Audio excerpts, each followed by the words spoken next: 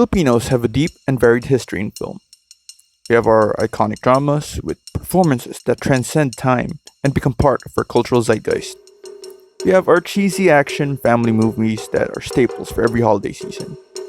That's just fun for the whole family. And of course, we can't forget about a genre Filipinos are one of the best at: horror. Filipino horror has its incredibly high highs and downright forgettable lows.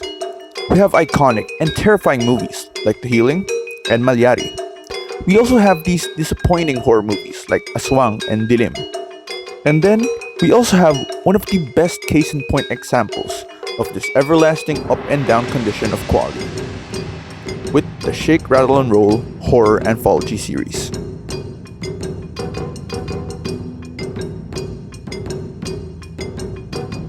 We have had adaptations that are truly spine-tingling and iconic movies, such as the 8th installment.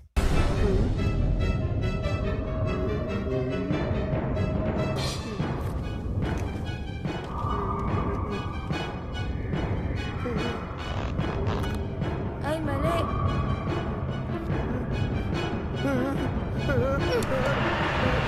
And then we have adaptations that fit the "it's so bad, it's good" line of thinking with the 14th installment.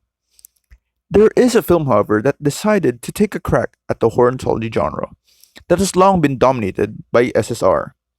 Cinco, a 2010 horror anthology film, hits a lot of these same tracks, makes some attempts to be different, and overall makes a film that is an interesting mix of horror and comedy. First, I must admit, the first thing that hit me was the similarities to Shake, Rattle and Roll, which is honestly inevitable if you're making a Filipino anthology horror movie. The main distinction is that Shake, Rattle and Roll installments have 3 distinct episodes, while, as the name suggests, Cinco has 5, and all episodes have a distinct theme of body parts ranging from braso, paa, mata, mukha, and the final one, puso. All the horror episodes are also seemingly set in the same continuity, signaled by a recurring arm with a rest in peace tattoo. Another key similarity between the two horror anthologies is their penchant for varying levels of horror, which makes sense considering that each episode has a different director. So each episode has its own respective director. Braso being directed by Frasco Mortiz, Paa being directed by Enrico C. Santos, Mata being directed by Ato Bautista, Mukha was directed by Nick Olanca, and last, and certainly not least, Puso, directed by the iconic Kathy Garcia Molina. As you can tell from the differing directors, each episode has a completely different level of horror, different theme, and in my opinion, different level of quality. The contrast between directors is extremely noticeable, specifically between the first episode, Braso, and the second episode, Paa. Both episodes have a complete different level of seriousness, and in a way, you can see the different priorities and the different visions each director has for stories that essentially have a singular theme of body parts and are existing within the same universe. Overall though, this leads to my biggest criticism to the entire anthology, and speaks volumes on what I consider the biggest risk when undertaking an anthology project.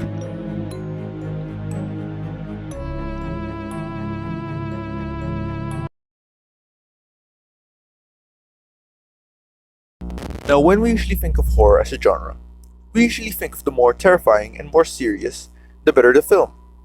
The gold standard for horror movies tends to be films like Alien, Midsommar, or the film analysis staple, Jaws.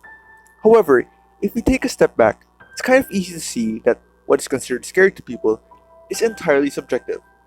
Then we think of movies like slashers such as Evil Dead or Friday the 13th, with clear horror elements and with installments that vary with either extreme camp or clear horror influence. Horror comedies are a shining example of this predicament, with such a delicate balance of leaning into the funny moments while still maintaining the horror.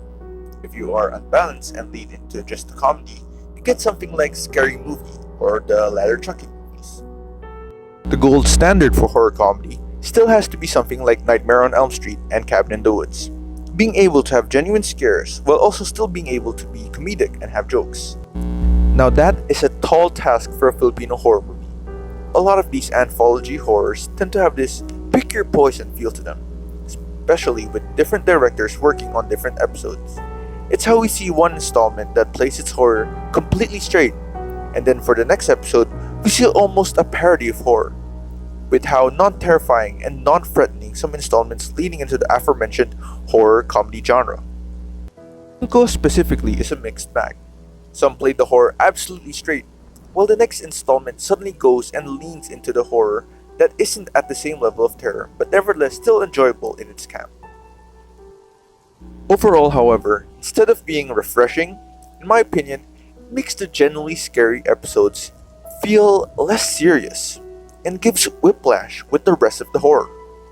And they also make the campy, fun horror come off as a letdown after the genuine goosebumps and horror of another scene. First, if you're someone who loves the SSR series, you would love Cinco. It has a lot of the same notes and scratches that nostalgic itch that you may have for the Shake, Rattle, and Roll movies. For non-SSR fans, however, this movie is decisive, as most anthology movies tend to be. The movie has horror played straight and played off to be terrifying and serious. But the movie also has borderline comedic moments that make it less serious. If you are someone who can enjoy each part separately, then this movie would be a lot more enjoyable. But as someone who watched this in one sitting, the differences between each episode sort of threw me off and made it a less cohesive package. It's not an easy movie to judge, as it's not just one movie. It's multiple movies in one. Each part is strong, but the overall cohesion is lacking, as it seems to lack an identity on what kind of horror experience it wants to give to its viewers.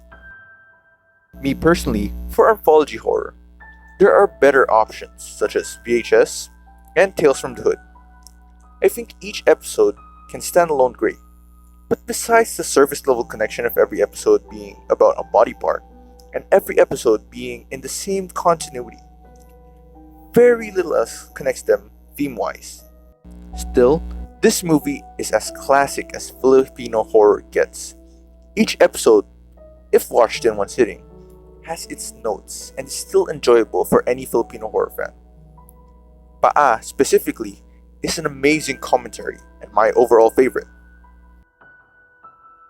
In the end, to end off with what is for me inevitable Shake, Rattle, and Roll comparisons, this movie is leagues above something like Shake, Rattle, and Roll 5, but is nowhere near the highs of a Shake, Rattle, and Roll 8, and it firmly places it as a good horror movie, but maybe not the best horror we have to offer here in the Philippines.